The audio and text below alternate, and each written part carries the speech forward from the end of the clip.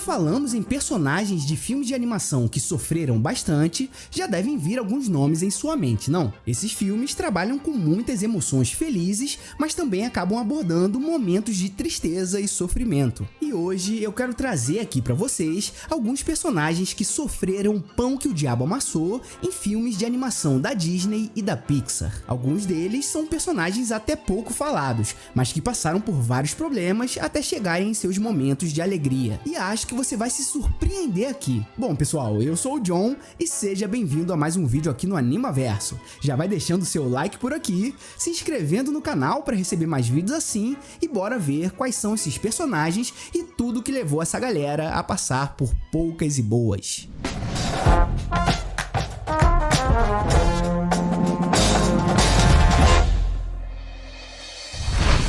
Primeiro eu quero trazer aqui pra vocês a personagem Kala, que é a gorila mãe do Tarzan. Pouca gente fala dela, mas sabemos o quanto ela perdeu. Vamos lembrar que lá no início do filme, a onça Sabor devorou o filhotinho de gorila dela. Esse momento já destroça o nosso coração e acaba sendo um sofrimento eterno pra mãe gorila. Passando um tempo, acontece o que já conhecemos, dela achar o bebê Tarzan sozinho, no abrigo da família dele, resolver levar o menino e cuidar dele como um filho. Só que quando ela estava saindo da casa, a onça estava lá dentro e a gorila acaba sendo atacada, que no caso foi a mesma onça que matou seu filhote e que estava tentando pegar o bebê Tarzan para devorar também. Ela acabou conseguindo se safar, mas depois de todo esse rolê, ela ainda teve dificuldades de aceitação do filho dela no bando, principalmente em relação ao gorila líder, que era o Kerchak.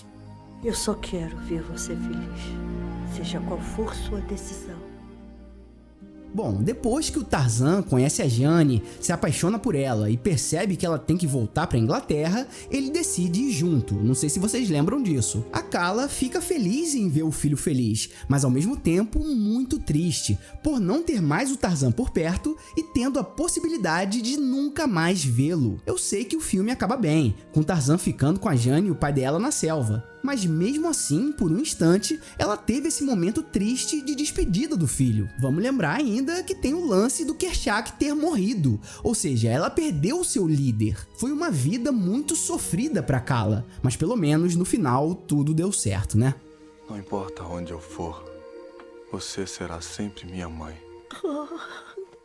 Numa lista dessa, eu não poderia deixar de trazer o Hector de Viva a Vida é uma Festa. Esse é você? É, muito guapo, é? Tá. O Hector é um caso muito específico, porque só entendemos o sofrimento dele do meio pro final do filme. O que vemos é que ele tinha a própria família composta pela esposa e pela filha, e que era um homem apaixonado por música. Ao longo da sua estrada, ele decide que não quer mais seguir a carreira de músico para ficar mais tempo com a sua filha. Ele tinha uma carreira musical junto com seu melhor amigo, que era o Ernesto de la Cruz, e o Ernesto estava muito ambicioso com a carreira. A questão é que o Hector que era o mais talentoso da dupla em relação à composição. Então, como é que o Ernesto faria sucesso se o que tinha maior qualidade não iria mais participar dessa carreira? Por conta disso, ele decide envenenar e matar o próprio amigo e ainda por cima roubar as músicas dele. A esposa do Hector, que era a Mamã Amélia, não soube disso, pensou que ele tinha fugido e só lá pro final do filme que ela descobre a verdade. Então, por esses motivos, a música tinha sido proibida na família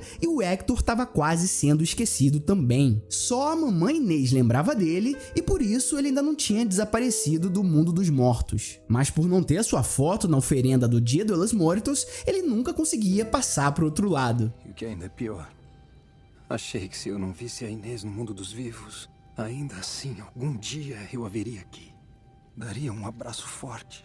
Imagina então o sofrimento desse cara, até depois de morto. Foram alguns obstáculos trágicos que ele teve que passar, mas a resolução do filme e da história dele teve um final feliz. Independente de qualquer coisa, ele era um cara engraçado e com características divertidas. É um filme que eu guardo no coração. Exato, meu amigo! É, grande ideia, é! Se tem uma outra personagem que sofreu bastante, foi a Elsa. Eu já falei sobre isso por aqui outras vezes, mas ela é uma personagem personagem que teve uma vida triste, e isso acontece quase que no primeiro filme inteiro. Ela não pediu pra ter poderes, né? Mas por conta deles, quando era criança, ela quase que mata a Anna sem querer. Como resultado desse evento, ela precisa ficar afastada da irmã durante muitos anos, e longe também de outras pessoas, tendo um convívio bem restrito com empregados do palácio. A Anna tinha esquecido de tudo que aconteceu, mas ela não, então vivia com um sentimento muito ruim de culpa. Depois disso, ela descobre que seus pais morreram em um acidente trágico, o que já reforça todo o sofrimento. E ainda precisa ter a responsabilidade de se tornar a rainha de Arendelle. O poder da Elsa é um fardo para ela, e a gente percebe isso no filme, já que não conseguia controlar direito. Por isso, depois de todo aquele rebuliço que acontece na festa em que as irmãs se reencontram, ela parte para as montanhas para ficar longe de todos, carregando seu fardo sem a possibilidade de fazer mal a alguém, mesmo que sem querer. Ou seja, ainda era uma pessoa muito solitária. Ao mesmo tempo em que ela se sentia sozinha e culpada pela mágica que possuía, quando ela foge, acaba se sentindo livre também. Por isso que a música mais famosa do filme aborda essa questão de liberdade. Livre estou, livre estou. Ela ainda recebe do príncipe Hans a notícia de que a Anna teria morrido por conta dela. Tudo bem que isso acontece só por um momento curto, né? Porque depois as coisas se ajeitam. Mas ela, além de tudo, ainda teve aquele sentimento de perda. Então foi muito sofrimento para uma personagem só. E o que vemos foi que a Elsa aguentou firme e tudo terminou bem. Anna, o meu lugar é aqui. Sozinha. Onde eu posso ser quem sou. Um outro personagem que sofreu pra caramba foi o Quasimodo de O Corcunda de Notre Dame, né? Ele talvez tenha sido um dos que mais sofreu. O filme dele já é um dos mais tristes, isso não tem discussão. Claro, mas não me aceitariam. Não sou normal. Ele passou por muitos perrengues ao longo da trama. Primeiro, vamos lembrar que lá no início do filme, a mãe dele, que era uma cigana, é perseguida e acaba sendo morta pelo ministro de justiça dali, que era o Frollo. Por achar que estava sendo julgado de certa forma por Notre Dame, ele acaba ficando encarregado de cuidar da criança. Então já viu, né? O Quasimodo foi criado pelo assassino da própria mãe, que era o mesmo cara que quase o jogou dentro de um poço quando ainda era um bebê. Por ser deformado, ele foi criado às escondidas, bem nos sinos da Catedral de Notre Dame.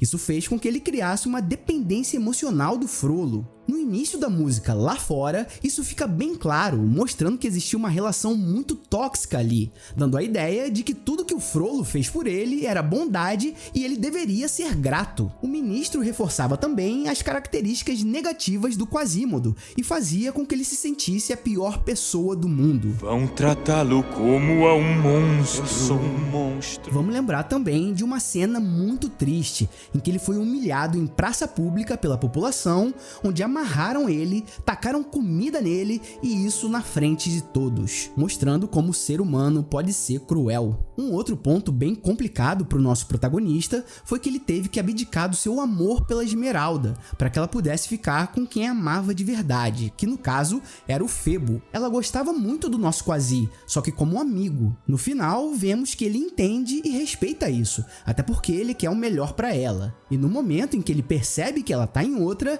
já tira o time de campo e faz o que pode para ajudar os dois pombinhos. Ele foi um amigão, essa é a verdade. O Quasimodo sofreu poucas e boas, mas conseguiu passar por tudo isso no final. Isso mesmo. Você é inteligente. Agora, almoço. É claro que o Simba tá por aqui também. Esse daqui é clássico, mas é sofrido demais. Eu sei que todos já sabem dessa história de cabo a rabo, mas vamos lá. Vamos, pai! Ai. Quando ainda era um pequeno filhote, o Simba acompanha toda a morte do próprio pai, onde ele acredita que tudo aconteceu por sua culpa. Nós sabemos que foi um plano bolado pelo Scar junto com as hienas, mas o Simba não sabia. Então essa dor já acontece na infância.